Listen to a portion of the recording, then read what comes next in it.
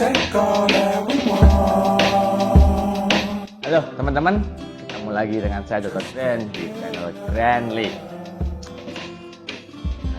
Kita sudah bosan ya mau ngetes masalah tentang kosmetik terus. Sekarang kita sedikit lebih berbobot dulu. Yang kali ini kita bahas adalah tips cara menggunakan kosmetik baru yang aman. Jadi kalau kamu beli kosmetik nih ya, skincare, kan kamu mau beli itu pertama kali pasti bingung ya, ini kosmetik yang saya gunakan ini nanti aman atau tidak. Nah, itu kita akan bahas satu tipsnya. Yang pertama ya, kosmetik A. Sudah direview belum sama Dr. Grand? Oh, ternyata sudah direview, mengandung hidroquinone, mengandung merkuri, ya nggak usah dipakai. Hanya kosmetik B, oh belum direview sama Dr. Grand, ya silahkan. Kosmetik C, direview ternyata bagus, tidak mengandung hidroquinone dan tidak mengandung merkuri, maka kamu juga harus berhati-hati. Nanti di tips kedua, ketiga, keempat nanti akan saya kasih tahu nih, supaya kamu nggak colongan karena kosmetik yang mengandung misalnya steroid ataupun retinoid. Oke. Tips yang kedua, kenali dulu kulitnya kamu ya. Kulitmu ini jenis yang berminyak ataukah jenis yang kering? Kalau misalnya kulit kamu ini berminyak, maka kosmetik yang baik buat kamu itu adalah kosmetik yang water based. Tapi jika kulitmu ini kering, maka kosmetik skincare yang baik buat kamu adalah yang oil based. Kenapa? Karena dengan oil based, kulit kamu yang kering ini bisa jadi lembab. Jangan kulitmu berminyak ya, habis itu kamu kasih kosmetik yang oil based juga. Akhirnya apa yang terjadi? Ya pasti akan terbentuklah akne atau jerawat buntus-buntus. Kamu bisa cek di video yang akne ya, tentang masalah proses terbentuknya jerawat. Ini kita buka lagi lebih dalam daerah kulit ya. Nah, di dalam kulit ini ada namanya kelenjar minyak atau sebaceous gland. Ini dia dekat di folikel rambut, ini rambut ya. Nah, sebaceous gland ini berfungsi untuk memproduksi minyak. Nah, kamu lihat minyaknya ini akan keluar lewat folikel rambut ke pori-pori. Nah, pada kondisi tertentu ya, minyak ini dia menutupin folikel rambutnya, dia banyak di sekitar permukaan kulit.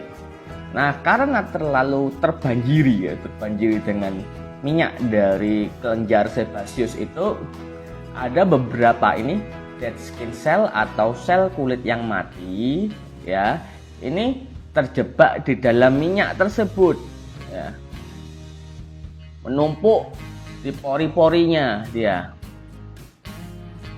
Akhirnya apa? Dia menyumbat pori-porinya, terus akhirnya belendung ya, karena banyak ini sel kulit yang mati ini, dia nggak bisa keluar ya lewat pori-pori karena tertutup sama minyak ini. Kamu tahu sendiri kan kalau minyak dia gimana, dia mau keluarnya juga susah. Akhirnya dia terkumpul di sini, bengkak ya. Ketika dia bengkak, mulai timbullah ada bakteri yang masuk ke sini yang mengumpul. Lah, bakteri yang ada di sekitar kulit ini biasanya karena kukumu yang kotor ya, kamu garuk-garuk, kayaknya kulit bakteri ini bisa masuk ke dalam. Nah, karena ini minyaknya ini terus berproduksi, ditambahi lagi adanya bakteri, akhirnya yang terjadi adalah pembengkakan, inflamasi. Tips yang ketiga, belilah di tempat yang terjamin. Jadi kalau misalnya kamu mau beli di toko online, maka carilah yang benar-benar terjamin tempatnya. Misalnya kamu lihat di officialnya. Jangan beli di tempat-tempat yang tidak terjamin hanya karena murah. Ya, mukamu ini mahal loh. Ya. Kalau misalnya kamu pakai produk yang murah, produk yang palsu, dan ternyata berbahaya, waduh, pusing kamu nanti itu. Tips yang keempat, kamu harus beli yang ber-BPOM. Atau jika tidak ber-BPOM, tidak masalah, asalkan kamu bertemu dengan dokter yang memeriksa kamu. Jadi semua racikan dokter itu tidak ber-BPOM, entah itu krim, entah itu kapsul, ataupun macam-macam ya. Kalau dia sudah diracik oleh dokter, dia tidak ber-BPOM. Mengapa kok tidak ber-BPOM? Karena tiap pasien itu berbeda-beda, dosisnya juga berbeda-beda. Maka kalau misalnya kita butuh BPOM, seorang dokter ada 3 pasien sudah ngurusi BPOM berapa? Padahal pasiennya itu ratusan sampai ribuan sampai jutaan. Itu ya yang mau ngurusi BPOM siapa? Tuh. Jadi memang kosmetik ataupun secara konvensional seorang dokter itu memang racikannya tidak mengandung BPOM. Cuman dia diracik dari bahan-bahan yang sudah teruji oleh BPOM. Ngerti ya maksudnya? Semua racikan dokter tidak ber-BPOM, tetapi dia dibuat dari obat yang ber-BPOM. Pada kasus-kasus tertentu, ya, memang pada orang ini bisa sama, tetapi rata-rata tidak sama. Jadi kalau kamu memang mau beli yang racikan seorang dokter, ya silahkan, tidak perlu takut kalau itu tidak ber-BPOM. Ada tulisan komposisi dan lain-lain, itu wajar, asalkan kamu ketemu langsung dengan dokternya. Jika kamu memberi bebas secara online, itu harus ber-BPOM. Omong kosong, dia pakai foto, ceklik, langsung dikonsultan ke beauty konsultan, bullshit. Nggak ada pemeriksaan fisik pakai foto tuh, nggak ada. Pemeriksaan fisik ya harus diperiksa semuanya, dicek semuanya. Nggak boleh pakai foto. Itu omong kosong, tidak ada legalitasnya. Berarti dia menggunakan obat-obatan keras. Sarannya ya gampang-gampang kayak kamu membayar mahal, tetapi kamu tidak mendapatkan benefit yang baik. Jadi yang dirugikan siapa? Ayo, kamu sendiri kan? Jadi ya, menurut saya kalau memang klinik tersebut tidak mempunyai BPOM untuk produk-produk obat krim-krimnya, ya maka jangan beli.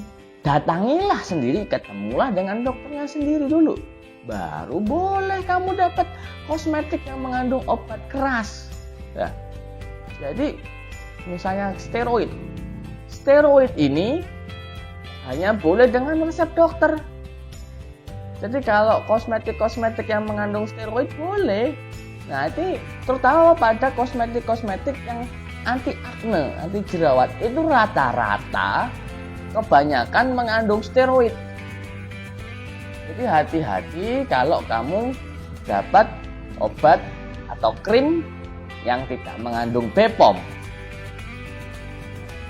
Kemudian tips yang terakhir adalah sebelum menggunakan di mukamu, ya, kamu harus ngetes dulu.